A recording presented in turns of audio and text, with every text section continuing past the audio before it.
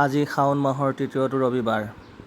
কোনোবাই গৈছে খোজকাঢ়ি, কোনোবাই গৈছে টেম্পু, কোনোবাই গৈছে চাৰিচকীয়া বাহনত, নহ'লে কোনোবাই কিবা ভাড়া কৰি গৈছে।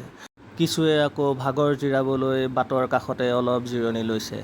আৰু কিছু লোকে পশ্চিমীয়া সংস্কৃতি, DJ, থাৰ্ড গ্ৰেডৰ একদম ল' ক্লাছৰ ভোজপুৰী গান, মই কোৱা নাই যে ভোজপুৰী গান সকলো বেয়া বুলি, কিন্তু এইটো এতিয়া ক'বলৈ গ'লে প্ৰকৃত ভক্ত ইয়াত কোন?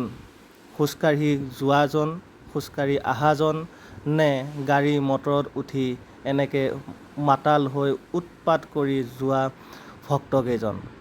এতিয়া ক'বলৈ গ'লে এইখিনি আপোনালোকে যোনখিনি জেগা দেখিছে আমাৰ মৰিগাঁৱৰে ভকতগাঁও দলঙৰ ফ্ৰণ্টত, যি কোনো স্বীকাৰ নকৰে, ভগৱান ভোলে বাবাই স্বীকাৰ কৰে। তেখেতে এক ঘটি পানীটো সন্তুষ্ট হয়, ধতুৰা ফুলতো বা এটা বেলপাততো সন্তুষ্ট হয়। সেই পদটো দি দিয়ে যিটো আপোনাৰ মোৰ স্বীকাৰ হয় বা দুৰ্লভ হয়। আশুতোষ হয়, কৰুণাৰ সমুদ্ৰ হয় ভোলে বাবা। ভোলে বাবাৰ আৰাধনাত জ্ঞান, ভক্তি, বৈৰাগ্য যি বিচাৰে সকলো প্ৰদান কৰি দিয়ে।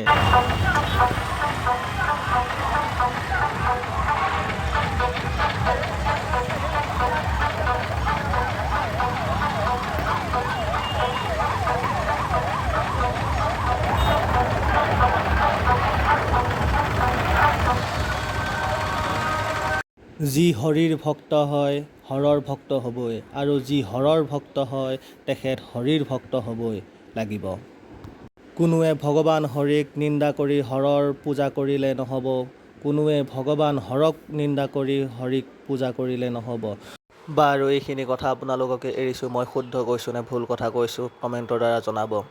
এইখিনিতে প্ৰশ্ন এটা কৰিছোঁ আকৌ, এই ৰাইজক দিয়া খিচিৰিবোৰ, বাটে ঘাটে যে খিচিৰিবোৰ ভক্তপ্ৰাণ মানুহৰ কাৰণে যে দিয়ে, এইবোৰ প্ৰকৃত ভক্তবিলাকে পায়নে? দুখে ভাগৰে অহা, খোজকাঢ়ি অহা বা যোনে প্ৰকৃত নিয়ম মানি পিনে অহা সেই ভক্তবোৰে এই খিচিৰিবোৰ বা পায়সবোৰ বা পানীকণ পায়নে?